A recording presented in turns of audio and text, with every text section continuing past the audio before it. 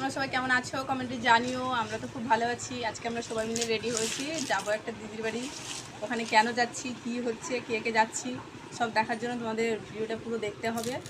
আর তোমরা ভিডিওটা দেখতে থাকো। আমি আজকে সারাদিনে কী কী করছি তোমাদের সাথে শেয়ার করব। চলো এখন তবে টাটা, দেখা হচ্ছে পরে। কী হয়েছে বলো, জিজ্ঞেস করো কী হয়েছে বলো।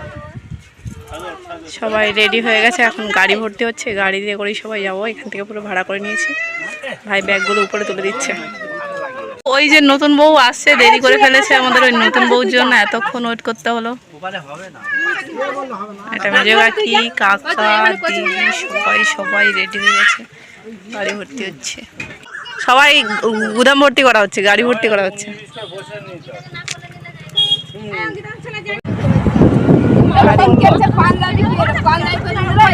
গাড়ি ছেড়ে দিলাম, আমরা এখন যাচ্ছি পুরো ফ্যামিলি গাড়িতে বসে। দেরি, তার উপরে হয়ে গেল গাড়ি খারাপ। এখন ওরা সবাই ঠেলে ঠেলে স্টার্ট দিচ্ছে। যা চলে যাচ্ছে স্টার্ট। দেখো সবাই একে একে গাড়ি থেকে নেমে গেছে। এখন এই গাড়ি কখন সারাবে, তারপরে গাড়ি রিজার্ভ করা হয়েছে। গাড়ির কাছ থেকে গাড়িটা এসছে, তাই ছেড়ে দেওয়াও যাবে না। এখন দেখি গাড়িওয়ালা কি করে। এরা সব ছাড়া হয়ে গেছে, গরমও ভীষণ পড়েছে। ওদিকে আমাদের গাড়ি সারাচ্ছে, ততক্ষণে আমরা এখানে বসে একটু আড্ডা দিয়ে নিলাম। ফাইনালি আমরা বড় গাছারি এসে পৌঁছালাম। এখন খুঁজতে হবে আমার দিদিরা কোথায় আছে। ওরাও এসছে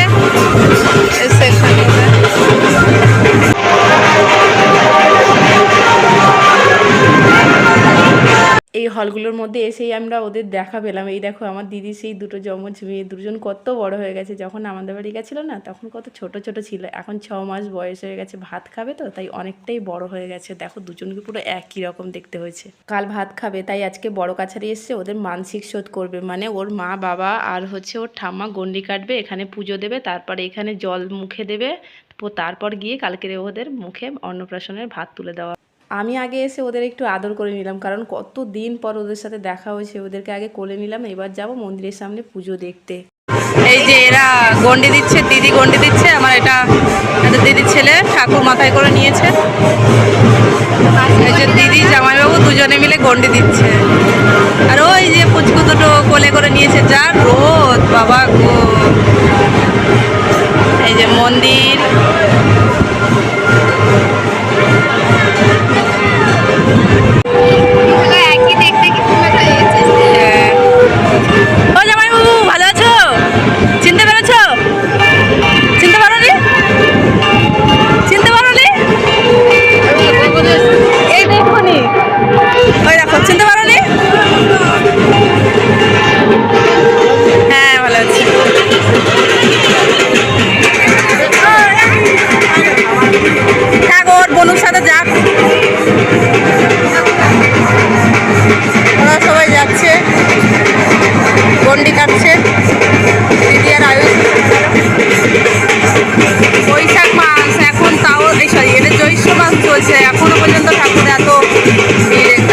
এই জ্যৈষ্ঠ মাসটাতে আমি কোনোদিন বড় গাছারিতে আসিনি। আগে এসছি, প্রতিটা বছর আমরা সেই চৈত্র মাসে বড় গাছারি আসি। কিন্তু এই বছরে এই দিদির মেয়েদের অন্নপ্রাশনের মানে মানসিক শোধের জন্যই জ্যৈষ্ঠ মাসে এলাম।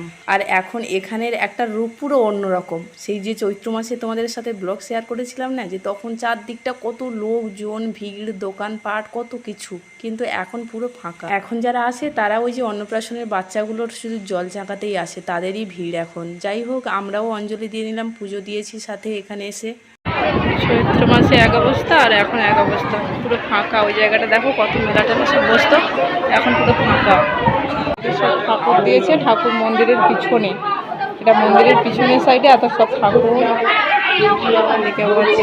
এখন এই মন্দিরের মধ্যে কত সুস্থভাবে অঞ্জলি দিতে পারছি, কিন্তু চৈত্র মাসে না এটা হয় না, কত দূর থেকে পুজো দিতে হয়। লোকের ভিড়ের জন্য তখন ওইভাবে ব্যবস্থা করে। তোমরা আমার আগে ব্লগ শেয়ার করা আছে, দেখবে কিভাবে পুজো দিয়ে গেছি তখন। আর এখন দেখো কত ফাঁকা। এই দেখো আয়ুষ কিভাবে প্রণাম করছে, দেখো সব ঠাকুরগুলোকে এক এক করে প্রণাম করে যাচ্ছে ও। আয়ুষ একা একা ঠাকুর প্রণাম করছে, ওকে কিছু শিখিয়ে দেয়নি। দেখো ঠাকুর প্রণাম করছে আনমনে, লম্বা এইভাবে ঠাকুর দাঁড় করানো আনছে আর প্রণাম করে যাচ্ছে। দেখে এইদিকে ঠাকুরগুলো দেখতে কি করে। এইদিকে ঠাকুর আছে তো।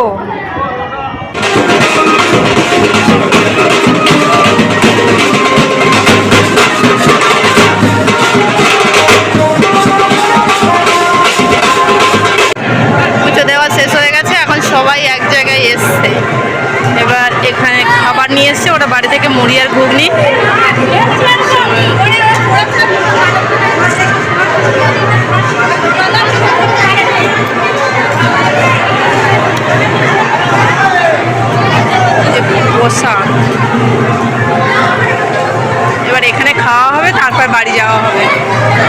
অনেকটাই বেলা হয়ে গেছে, তাই এখানেই খাওয়া দাওয়ার ব্যবস্থা করেছি। এই যে দুই রাজকন্যা, সর সর,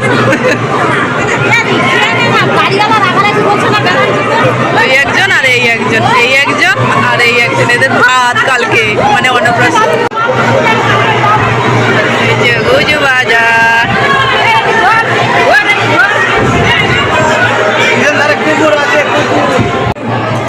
ঘুগনি আর মুড়ি, ঘুগনি আর মুড়ি। এরকম আর বাতাসে ভাইয়ের মুড়ি সব উড়ে পালাচ্ছে।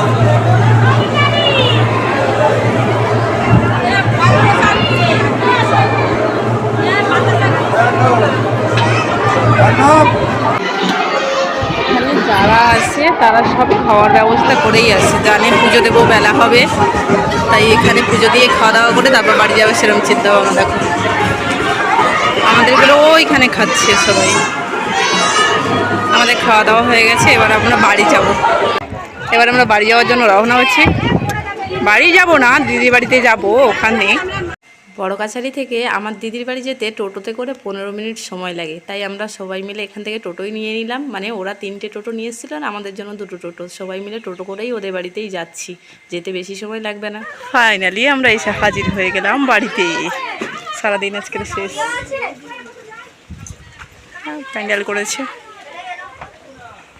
আর এই যে আমাদের দুই রাজকন্যা সারাদিন গরমে খুব কষ্ট পেয়েছে, তাই বাড়িতে এসে এইভাবে শুইয়ে দেওয়া হয়েছে ফ্যানের তলায়, এখন আরাম পাচ্ছে। যাই হোক, আজকের দিনের শেষটা তো হলো দিদিদের বাড়িতে। কালকের 2টো মেয়ের অন্নপ্রাশন আছে, তার ব্লগও অবশ্যই আসছে। আর আজকে সারাদিন কী কী করলাম তোমাদের সাথে শেয়ার করলাম, তা তোমাদের ব্লগটা কেমন লাগলো অবশ্যই কমেন্টে জানিও। আর কালকের ব্লগটা অবশ্যই দেখো। চলো আজকের মতো টাটা, দেখা হচ্ছে অন্য কোনো ব্লগে। ততক্ষণ টাটা, সুস্থ থাকো সবাই, টাটা।